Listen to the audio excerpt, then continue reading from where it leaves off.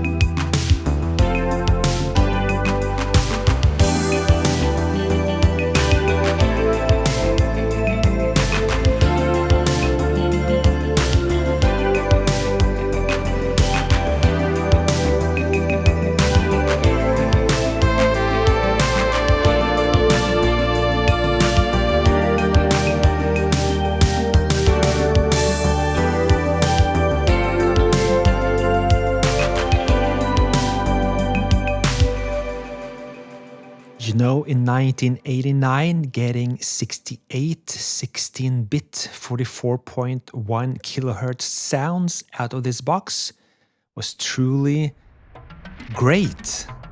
And even though I never programmed the R8 myself, the programming capabilities of this machine was second to none. Roland added a human element, a feel element, features to make each drum hit sounds slightly different, etc. And a lot of pop, Christian pop and commercial records were made using the R8 as a drum machine programmer, because you really could get it to sound like a real drummer. The old cliche that drum machines would replace real drummers really came true with the R8 in many ways. And going on the road, gigging, well, if you had the Akai S900, which a lot of people had back then, that had the same sort of polyphony, you could load up lots of sounds, you had individual outputs, but it took 40 seconds to load a full disk of sounds on the Akai S900, and in a live situation, waiting 40 seconds for a new patch to load up, well, that was tough. So when this came along at a reasonable price, it sure was a winner. So you have 16 velocity and pressure sensitive pads, a very nice feel to them as well. Very different from other drum machines up to this point. You heard the flam there? All the sounds sound very pristine. Natural decays, which you can change, I'll show you that. That's the roll, by the way. And in this 4x4 grid of 16 instrument pads, you can build up own sets of internal samples or samples from the ROM cards you could add later if you wanted to.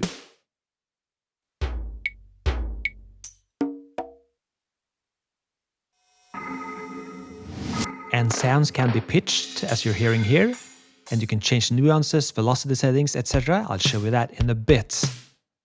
And I really like the fact that they used the same type of faders as they used on the Roland S10 and S50 at the time. Very nice feeling to those faders in particular.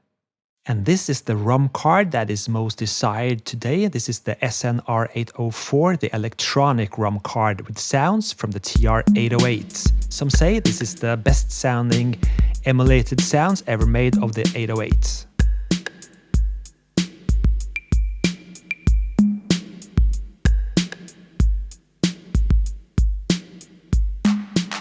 This is from an older Atari video I did using this card, but I also used this card in the demo song I used in the beginning of this video. Before I continue with showing you some features and sounds of these great machines, let's have a look at my sponsor for this video, PCBWay. If you watched my videos before, you know that PCBWay is a manufacturer of custom-made circuit boards. And no matter if you're a person or a company that dabbles in electronics and have projects going, you're bound to need some circuit boards, and PCBWay, they will help you out through the entire process of making and manufacturing these custom-made circuit boards that you need. So check out their website, I'll leave a link for you in the video description. Adding sounds to a drum pad is very easy on the R8, instrument assign. And here you have the kick, the snare, etc. placed on those different pads in that 4x4 grid.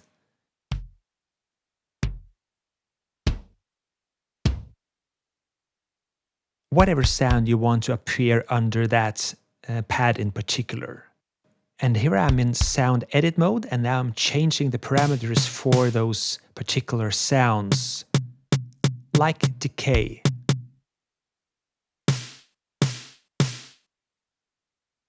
The nuance setting will change how the sound sounds. If you do this on a hi-hat, it will simulate where you actually hit on the hi-hat itself. Panning, of course. The interaction between closed and open hi-hats, so you don't have overlap on those. The one closest the other.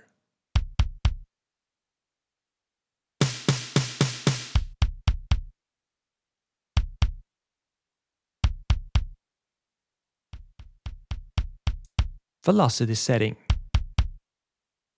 You can also pitch the sounds up and down about 8 octaves without any noticeable artifacts.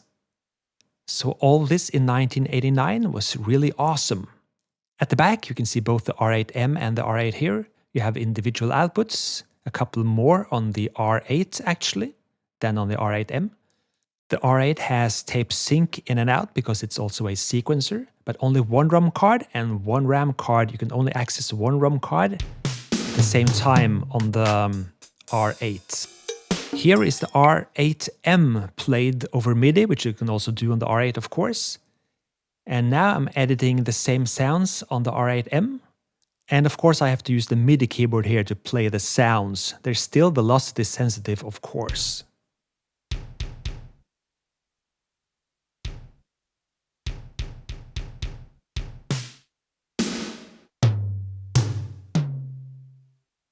The sounds are exactly the same as on the R8. Those 68 sounds are the same on both units.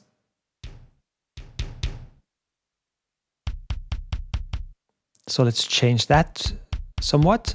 Pitch. Holding the value button just rides that pitch upwards in slow increments of 10. But by holding those value buttons together, you can increment in larger steps. A trick often used by synth manufacturers at the time when they are menu driven like this. And here's the decay settings, nuance, pans, levels, polymono, etc., velocity curve.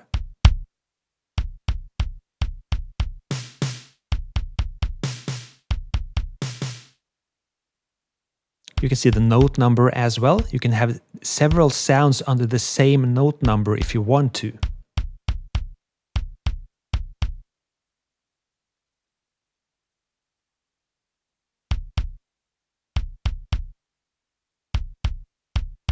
So instead of panning them in the stereo field, the stereo outputs, I can use the multi-outs if I want to, the individual outputs, which we always used back then if we hooked this up to a mixer in a live or studio environment.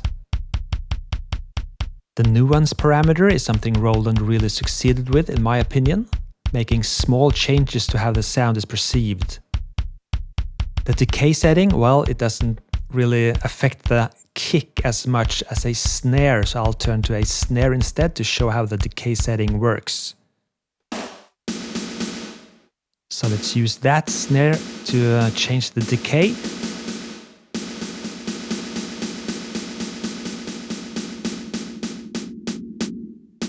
The value to the left is the attack and the value to the right is the shell resonance.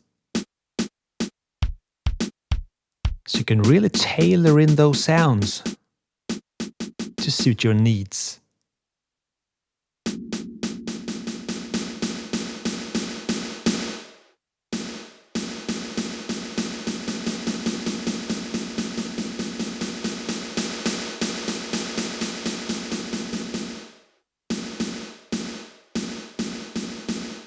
And so when you've dialed in your parameters, features for each of the sounds, you've tailored them to your needs, then these assembly of sounds can be stored as a patched and recalled whenever you want it. And the same goes for the sounds on a ROM card. These can be incorporated into your assembly of sounds as well, into your patch. And the system itself knows which ROM card you have installed, put into your slot. In this case, it's the R-8. So in the menu system, this is the only card I can access. It knows it's there.